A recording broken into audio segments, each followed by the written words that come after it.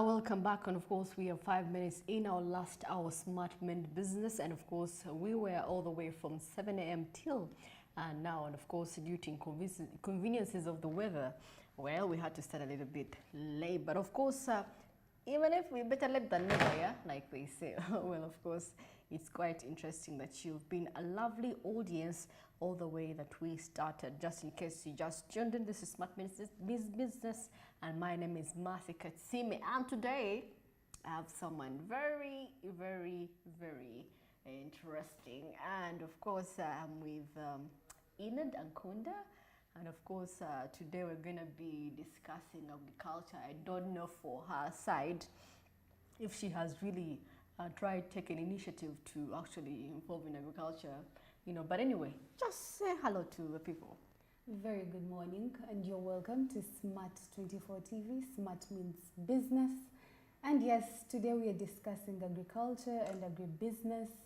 So I would say I'm not a farmer. I've never done, yeah. I've never but done you know of people before. who have done really agriculture. Oh yes, we've interacted with most of them, and I feel like we should also try. We should give it a try. We should actually give it a try. But what don't we have? I don't have land. But yes, I did not have land. That is one. But anyway, you can get land. You can actually get land, because you know there are people, those that really have the large pieces of land, they can engage in extensive farming. And then we also have those that do intensive farming. So with intensive farming, literally, we just need something small, and then you kick-start off. But anyway, I think the main thing is passion. Yeah, true. Exactly. Well, of course, just before we get into that conversation, let's see what is happening into the press, because I mean later, before we didn't give you what is happening. A lot happened over the weekend. People. Oh, yes.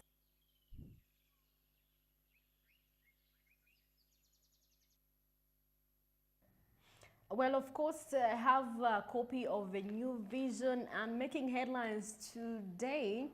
Oil pipeline works kick off in Uganda, and of course 6 teams at different camping areas expected to carry out the task. That is on page 6 and 7 of the new vision. And of course Natasha Museveni, yeah, launching the PACU, I don't know, PACUs, I don't know, PSCU cultural album. And of course here scouts bosses cited in sale of Kaziland. And of course here on health, why you struggle to lose weight.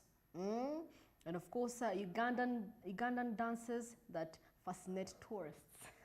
You know, the event of the weekend has been massive. People started their weekend on Thursday. I don't know how you guys asked for breaks of week. Were you on a sick leave from Thursday till now? It's a Monday. You're still not understanding how the the weekend runs. Most of them will recover on Wednesday. On Wednesday, or even the next week. They're in the process of recovery. You can't be intoxicated for all those days, and recovery goes that easy unless you're a hard head. Well, of course, what do we have in the Daily Monitor? And in the Daily Monitor, we need to reconcile Ugandans, says Mao. Then crisis has sacked doctors flee with keys to scan room. How do you do that? Then mixed reactions as Nyege ends. Obviously, it was, I think, the highlight of the weekend. Yeah. Then fury as new payment system cuts salaries of local government staff. Then what do we have? Government sued over plan to monopolize oil imports. I think that is... Well, of course, in the East African, and of course, spark over oil tests, Museveni and Ruto ties. And of course, Kenya was scrapped off to supply oil in Uganda, fuel in Uganda. And of course, the latest row on petrol supply is likely to drive Ruto's mentor further away as Uganda finds new trading partners, and the Kenyan leader looks for new friends. This is quite a headline, right? Well, of course, they say the issue is that Kenya has been supplying quite some, the amount was a bit higher. So that is why Uganda is looking for an alternative, veto, to be supplying of oil. Okay. Yeah, and of course they're looking for ways of subsidizing our fuel prices. So definitely, Kenya. Should We're also grappling with our own situations. We're also looking for means of survival, just like you are looking for means of survival. And of course, the tough task ahead of Kiel and the East African chair, conflict in his own country, war in Eastern DRC, trade, rose plague broke. And of course, right here, we see a Saudi Africa pact. Yeah, that is President Samir Suluhu with the Saudi Arabian representatives right there. And of course, the director of Saudi Exim Bank, that is Saad Al-Kahab, in the Saudi African Summit in Riyadh. And of course, as we await for the COP28 climate change. it kicks off today? Yeah, probably this week. It should be today. Yeah, we are hoping 13. to see how things roll out, yeah, because I believe very many countries are going to be representing. And of course, Tanzania seeks Israel help for finding missing students in Gaza. Still wars.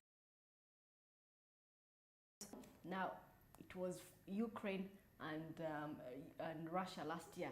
Now this year it's so I don't know what's going to happen next year really. It's going to be some massive country fighting the other, and of course we're going to be affected globally, mostly because the Gulf, actually that's the oil region right there. And of course we are also affected when it comes to that as well. And of course in much as you get using the Uganda-Kenyan raw over oil supply, still you grab yourself a copy of the East African interesting stories. And of course, Ruto's State of Nation address defends party economic scare card. And of course, Museveni intervenes as travel advisories mount. Well, get yourself a copy of the East African to get more interesting news. And of course, this week, do you know actually,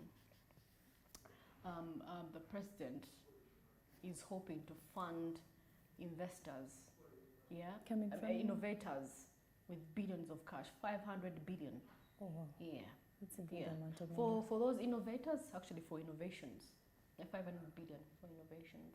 Yeah. Yeah, sure. That's interesting.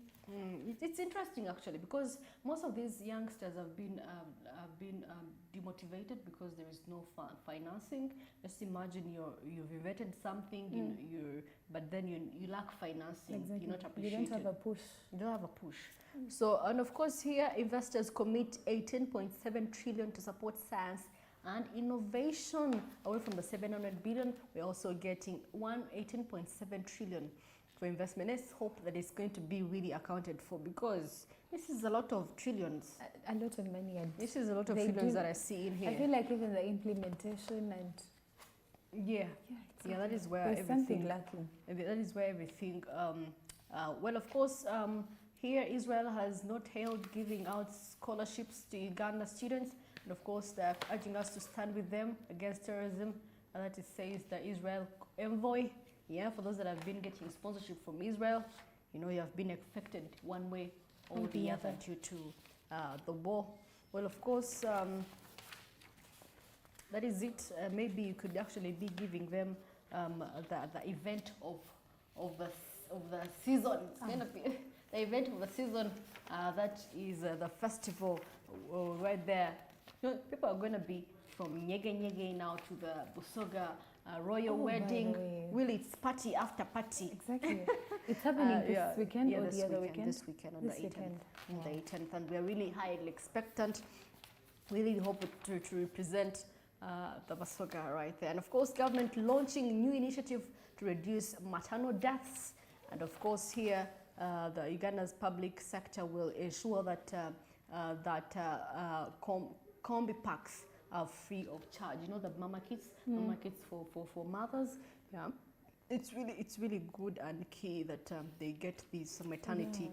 Yeah, and of course, there is a time they had actually proposed of having 6 months as maternity leave for mothers. Yes, I do remember. Yeah, which I don't think will work out in Uganda, because you cannot be gone for 6 months. You're gonna be replaced. Imagine you're not at work for only 2 months, and they're already looking for you. Like, where are you? No, 2 looking for you, months. no, you're already replaced. And of course, that is why most companies sometimes they do not want to hire in pregnant ladies or maybe women who have already begun their journey of motherhood, because inconveniences, anytime anything pops up.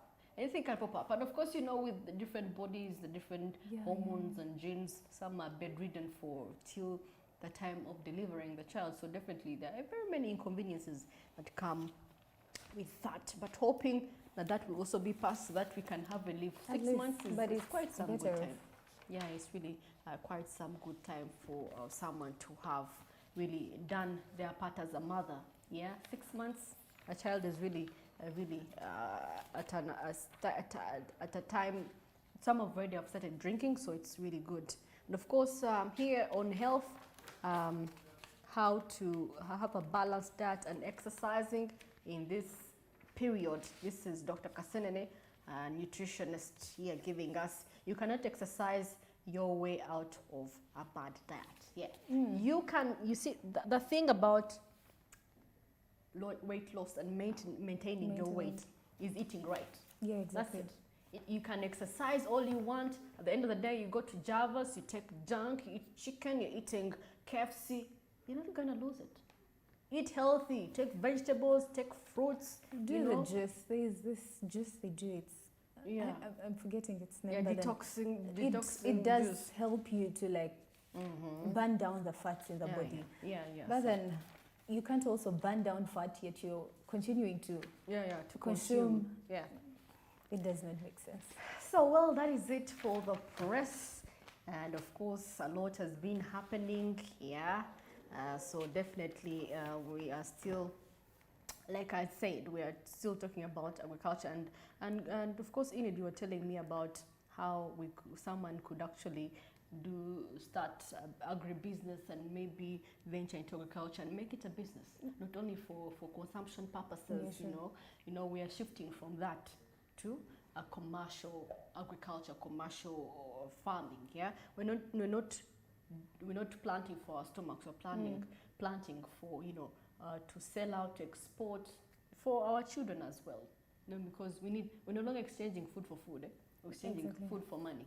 So that we can also have other services availed to us. Okay, then basically, I remember I started by telling you we could do either intensive or extensive farming. But then I think this also starts with you as a person. What's your take on agriculture? How do you feel? Do you feel you should really engage in this? Because there is no way I'm starting up a business and I don't have love for it. Like, I'm not passionate about what I'm doing. So I think it starts with passion. And then from passion, look at how, if Mercy has done good in agriculture, how am I also going to get there?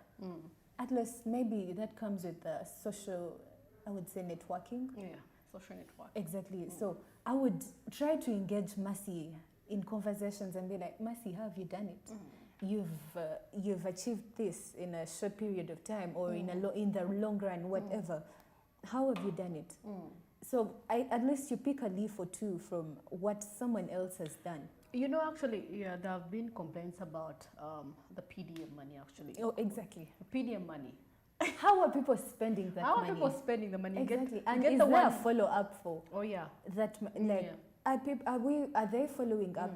If you've been given 1 million, how are you using that money?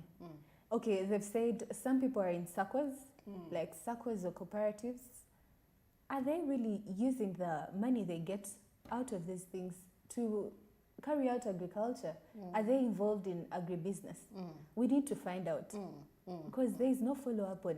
There is no follow-up whatsoever because this is a way. I feel like once a person, there has to be really guidelines, set guidelines, You bring up a proposal. For you to have that money, you have to have set a proposal for what you're going to do. Because a lot of these youth, because we are youth, I must say, I'm going to get the 1 million and I'm excited. Oh my goodness, I'm going to shop. I'm going to shop.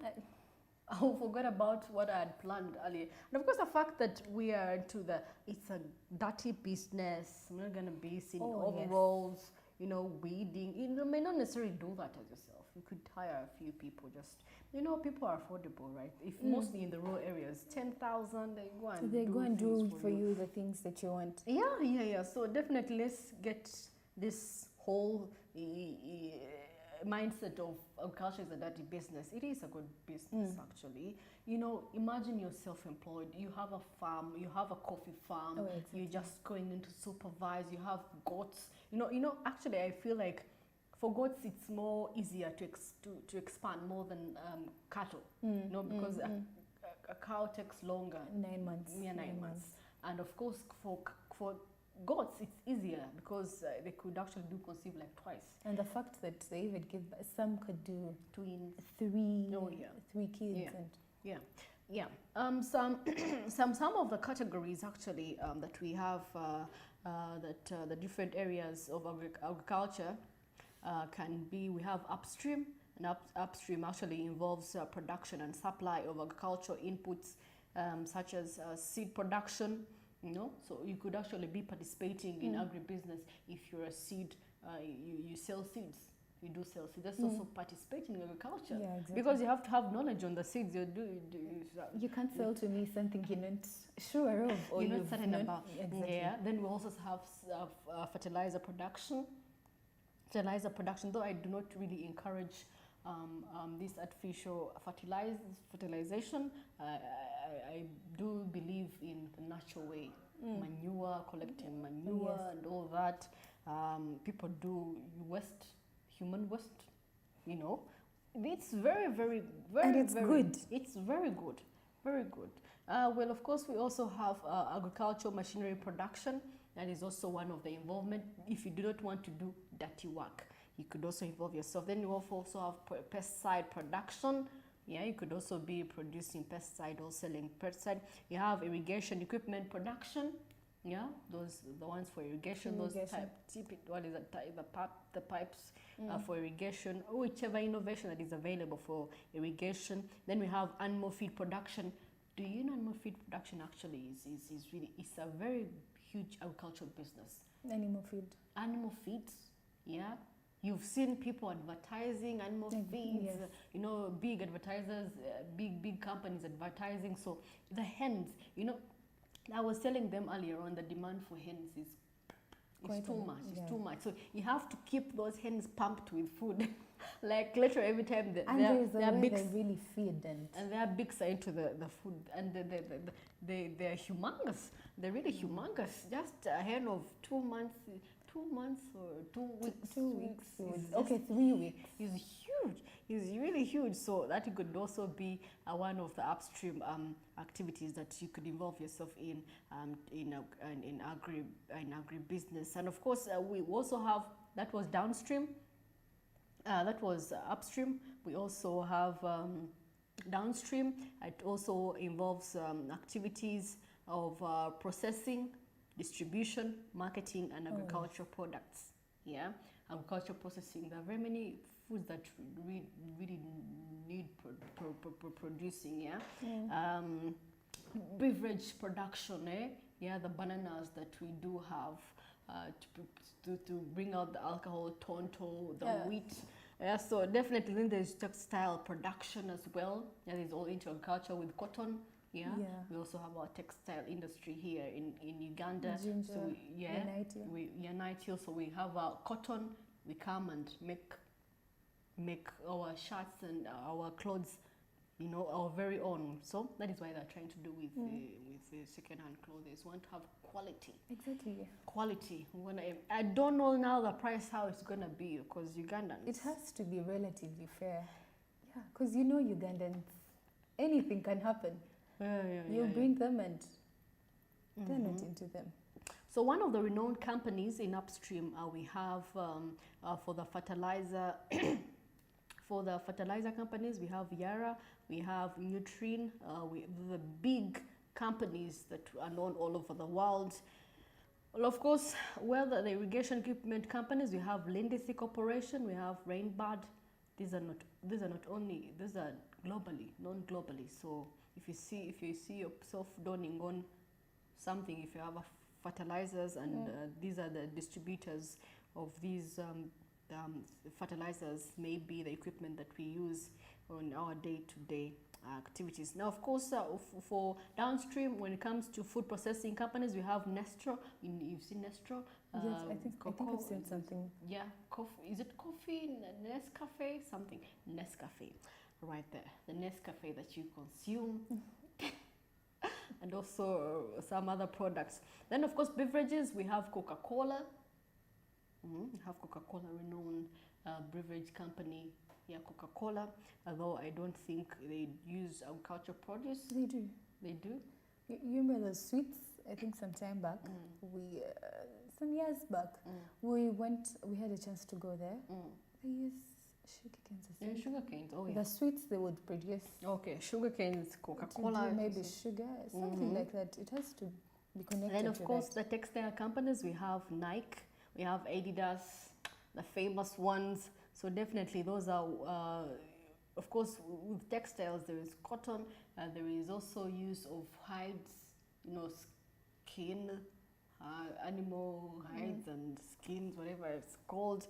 So that is, those are the renowned companies that are into the upstream and downstream. So you could not only participate in going to the garden and carrying your hoe or weeding, you can also be part of agribusiness in supplying, in distribution.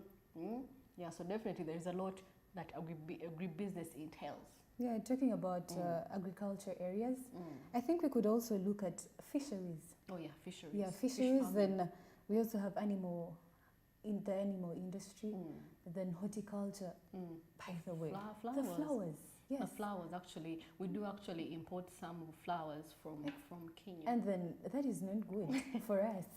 Because at least we can start doing such things. It starts small, so you invest in your... I think for horticulture, I believe we have tiny bits, for someone has a greenhouse and they have like 10 flowers and they're distributing to different, when they have like Valentine's or anything. But then it all starts small. It all starts small. Exactly. But it requires a big chunk of land, like we have that one in Ruvali, the pearl industry for Janet, Mama Janet. Yeah. So then we could also do forestry. I mean, there's also forestry as well. Plant a tree. We are actually rooting for climate change. We're advocating for climate change. Plant a tree. Plant a tree. Yeah. So someone was making a joke and was like, for every man you have, if you could plant a tree. And by the way, it could change. Exactly, it changes the environment. It does something. Yeah. So please, if you get a different man next month, plant a tree. Because the environment, plant a tree as a reminder. But please plant those trees. Forestry is also part of agriculture, and then there is some good money meanwhile. Yes, people that have put in their time to invest in forestry. When they... Is it cutting down the trees? Or you're selling those trees? No, like when they're selling them, when they're ready to be harvested and all that. There's some good money. So, but of course, they were trying to actually do away with that. The president was trying to not encourage that. And of course, there were talks about charcoal burning. And of course, they're trying to bring in to phase out the charcoal thing and bring in the gas, oil and these charcoal stoves, these briquettes that do not need charcoal. Do not need charcoal. Yeah. Anyway, it's 2 minutes to 5:30, and of course, this agriculture is a big conversation. And of course, you see, we're already started already. And of course, let's go for a short commercial break, and we shall be back, still diving deep in this agriculture business.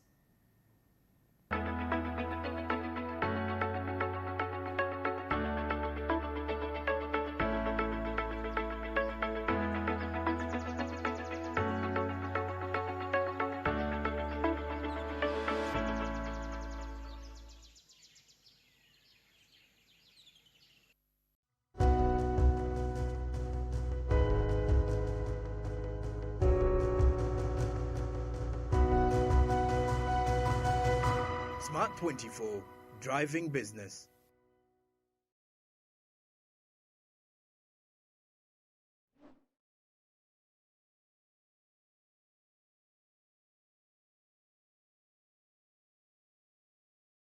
farming practices are evolving in incorporating new technologies to address the challenges of agriculture, especially in arid regions like United Arab Emirates, UAE.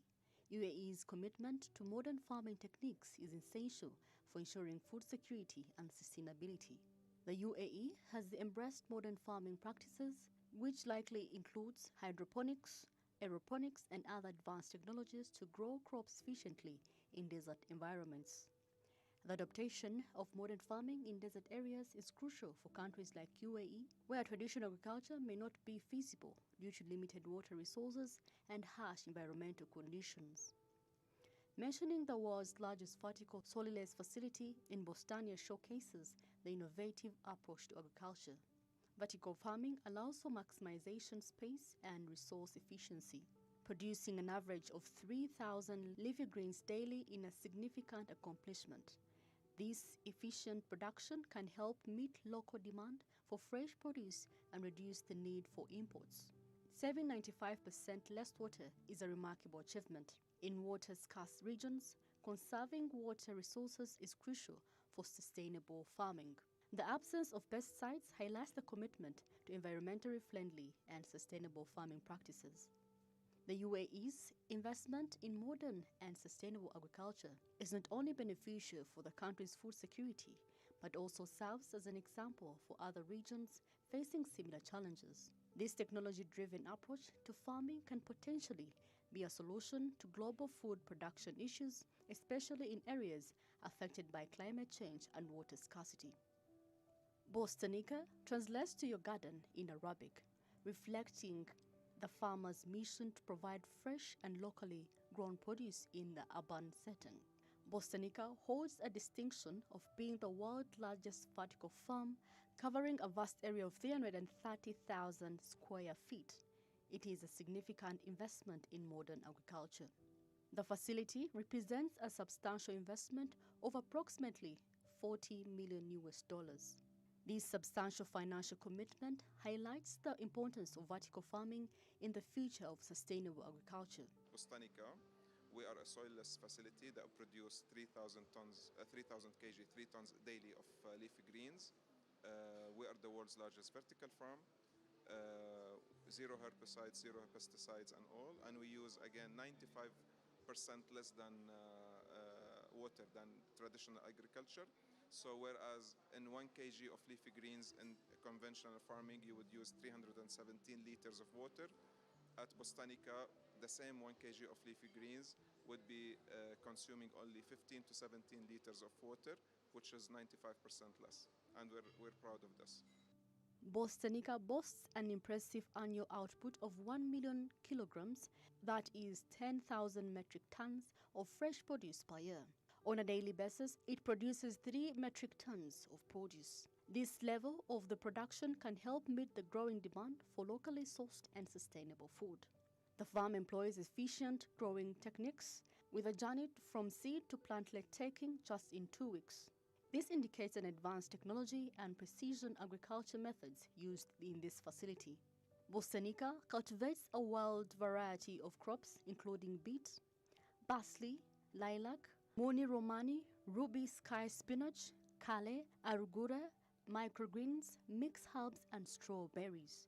This diversity allows for well-rounded selection of fresh produce for consumers. Overall, Bostanica serves as an exemplar of the potential of vertical farming to revolutionize agriculture for producing large quantities of high-quality, locally grown food in urban areas, reducing the environment impacts associated with traditional farming methods, and addressing the growing demand for sustainable and fresh produce.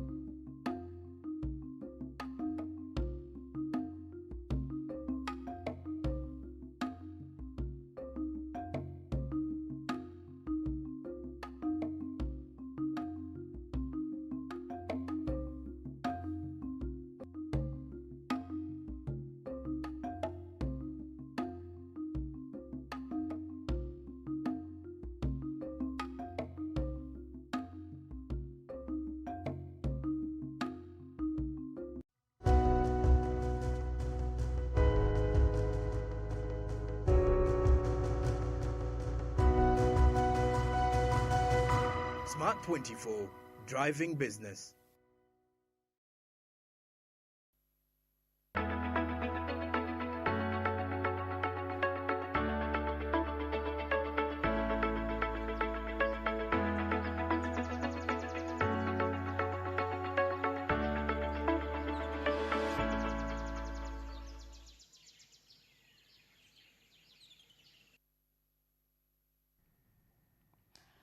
Well, of course, welcome back. And of course, we are 37 minutes in our last hour. And of course, courtesy of Enid right here. All the smiles are courtesy of her. Well, of course, we're still discussing matters regarding agriculture. And of course, now we want to see the different initiatives that government has put in place here, so that they can actually support agriculture and agribusiness in our very country. Uganda earlier on had given them the different performance of the different of agriculture in different countries. We saw Mozambique taking 71.6%. Yeah, it's the biggest sector that contributes to the economy. Then of course Uganda came in at 64.7%. Which is actually good, considering that most of our exports, yeah, are agriculture based, yeah. And of course, I saw a report today in the Caribbean, East Africa, between the talks between the US and Tanzania, and of course the minister of Tanzania was really open and said the reason as to why they're not penetrating into the US market is because they're not doing value added products, yeah. Talking about value-added products, I think we should mainly look at the manufacturing and production. Because when we have good processors and good manufacturers, I think that gives us an upper hand. We're able to add value to our products. Because imagine, they do get coffee from us, they take it there, they get it from us at cheaper prices, take it out there, manufacture it, process it, and bring it back, and we actually buy it at higher prices. But then imagine a scenario whereby the government would help us, more so the agro-based industries. If at all we have quite a number, we're able to process this coffee ourselves. Like, at least we do something, the first maybe stages of production at least done. However, I think for coffee it starts from home, from the time of harvest. Yeah, the beans that you're harvesting, are they ripe? Well, you're just taking the whole everything. You've not dried it. You've just taken it there. You know, you take the initiative to dry, because actually dried coffee is more expensive than the raw one. And we could do these things. We could start these things. It starts with us. Because at the end of the day, they are going to bring back this coffee, and we are getting it at a higher price. Well, of course, some of the initiatives that the government has put in place to support agribusiness, we see the National Agricultural Policy, NAP, that was for between 2010 till 2020.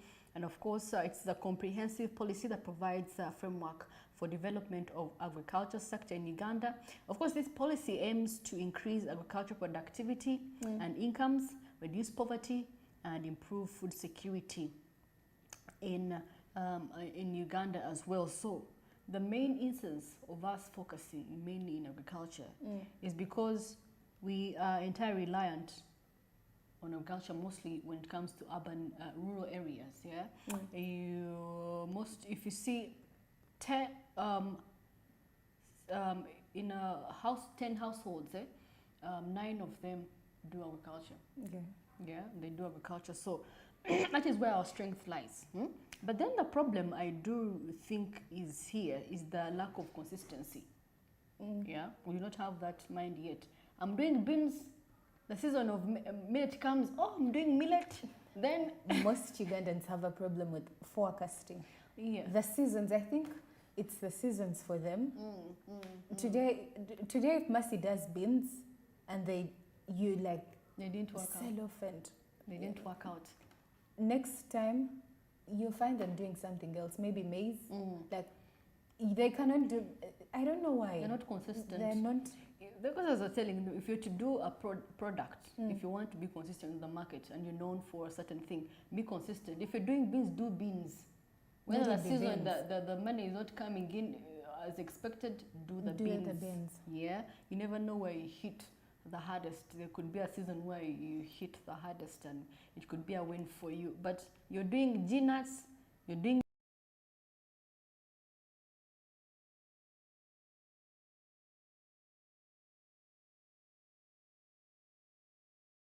so please do it. And you also no, that is not good.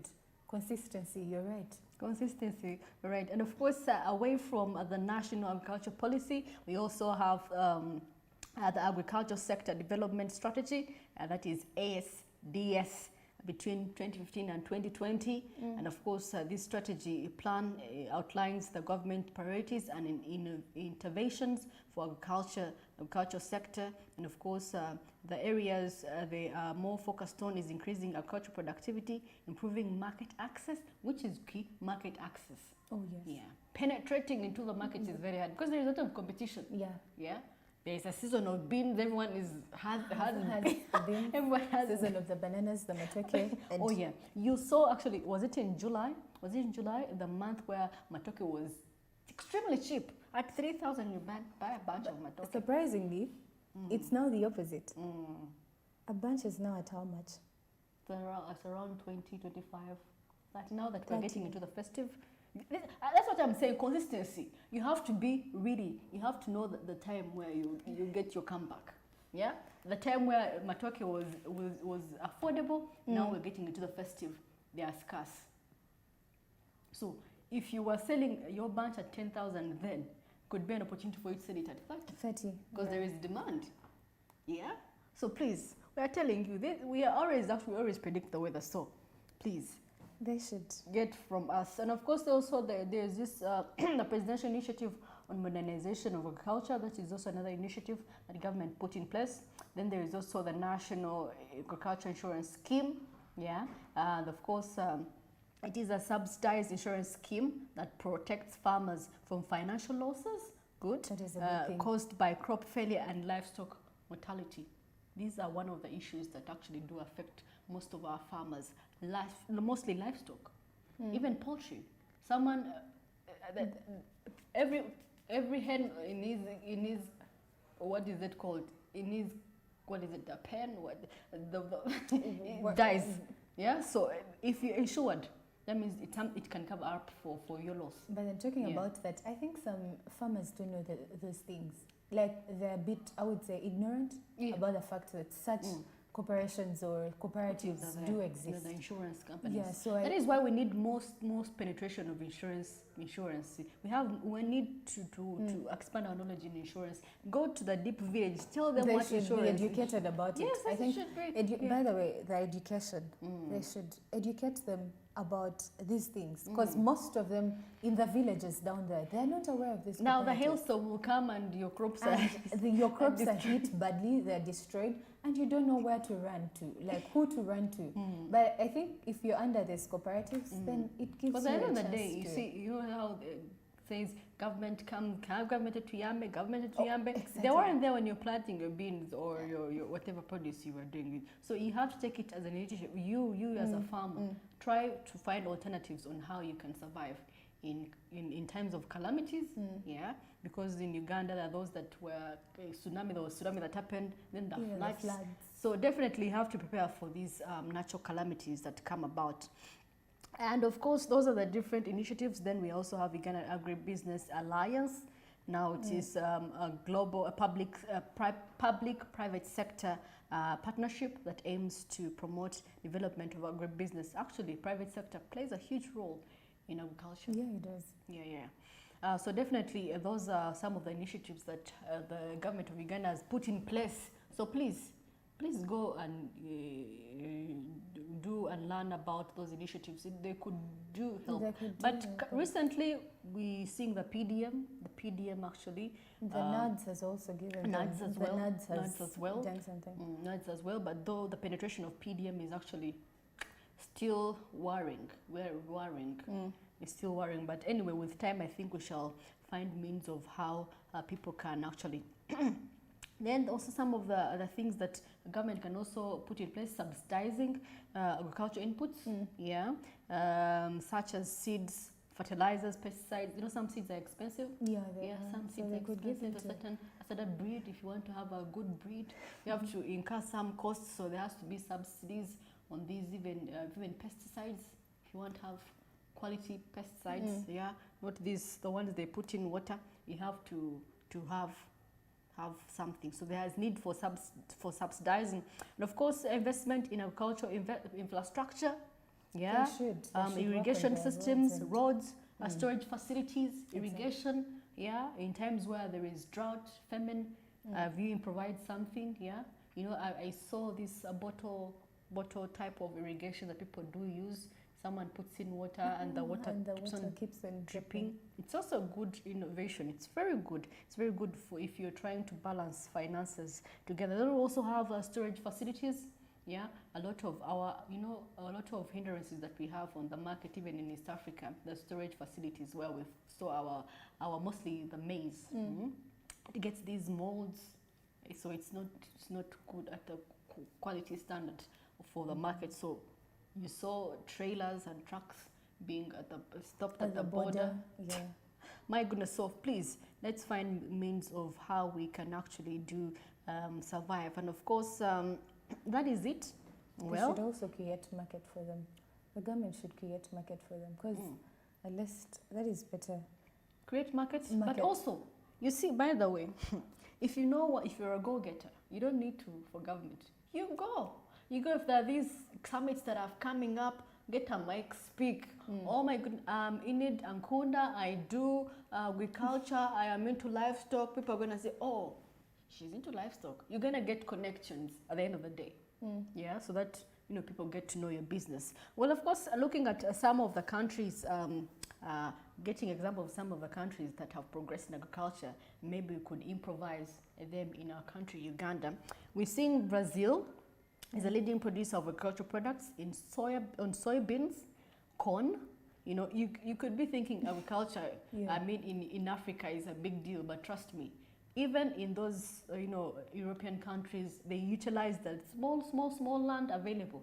They can, and they beat us by far, because they have the mechanisms, the machines, irrigation is on point. So imagine how desert areas, how they produce. There is Israel, there is Egypt, the desert area, the desert places, but they produce quality. And of course, talking of Brazil and chicken, and of course it has experienced rapid growth in its agriculture sector in decades, and of course number of factors including government investment in agriculture, agricultural research and development. Then there's also access to credit and markets. Government actually should be able to give farmers credit. They should. To start up. Some cheap credit to start up what they're trying to do. Then we also have China, we could learn a thing from China.